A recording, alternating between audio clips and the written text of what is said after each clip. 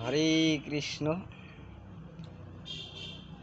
যেখান থেকে ধর্মের শেষ সেখান থেকে বিজ্ঞানের শুরু, আর যেখান থেকে বিজ্ঞান শেষ সেখান থেকে আবার ধর্মের শুরু। তা বর্তমান চলছে বিজ্ঞানের যুগ। বিজ্ঞানের থেকে যা কিছু মানুষের উপকার পাওয়ার সেটা পরিপূর্ণভাবে পেয়ে গেছে বা পাচ্ছে। তো বিজ্ঞান এখন কিন্তু একটা চরম স্তরে পৌঁছে গেছে। বিজ্ঞানের যে আবিষ্কার সেটা কিন্তু চরম স্তরে পৌঁছে গেছে। কলকারখানা, মেশিনপত্র, গাড়ি, শিক্ষা দীক্ষা সমস্ত কিছুর দিক দিয়ে বিজ্ঞান খুবই একটা চরম স্তরে পৌঁছে গেছে বা খুবই উন্নত হয়ে গেছে।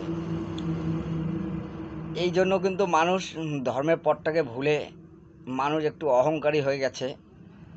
তারা কিন্তু বিজ্ঞানের এই সৃষ্টিটা বা বিজ্ঞানের এই আবিষ্কারের কারণে তারা কিন্তু অনেকটাই অহংকারী হয়ে গেছে।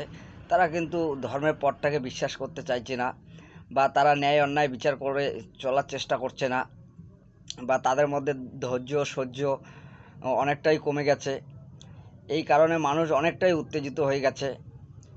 তা সে সকল মানুষ কিন্তু এটা অনুমান করতে পারছে না বা এটা বুঝতে পারছে না যে বিজ্ঞান যা কিছু আবিষ্কার করেছে, কলকারখানা, মেশিনপত্র, এই সমস্ত কিছু একবারে ধূলিসাৎ করে দেওয়ার মতো তারা কিন্তু অস্ত্র তৈরি করেছে। এটা কিন্তু তারা বুঝতে পারছে না। এই যে আমরা যে বলি পরমাণু বোমার কথা, এই পরমাণু বোমা যদি প্রত্যেকটা দেশ যদি একটা করে ছাড়ে বা বিস্ফোরণ ঘটায়, তাহলে যে সমস্ত কিছু একবারে ধূলিসাৎ হয়ে যাবে বা সমস্ত পৃথিবী একবারে ছারখার হয়ে যাবে, এটা কিন্তু সাধারণ মানুষ কিন্তু এটা কখনো অনুমান করতে পারছে না, বা তারা কখনো এ বিষয়ে একটুকু ভাবনা চিন্তা করছে না।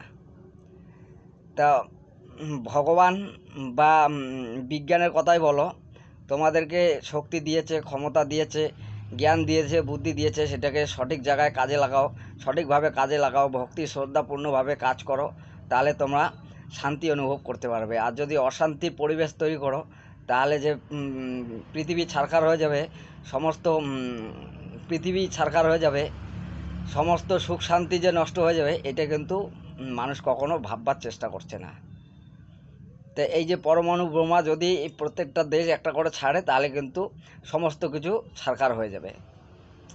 তাই আমি বলবো যে অশান্তির পরিবেশ না, শান্তি বজায় রেখে কর্ম করো, বা ধীরে স্থিরভাবে ভাবনা চিন্তা করে কর্ম করো, যাতে মানুষের সুখ শান্তি নষ্ট না হয়। তো হরে কৃষ্ণ। আমার কথা যদি কোনো ভুল ত্রুটি হয় ক্ষমা করবেন।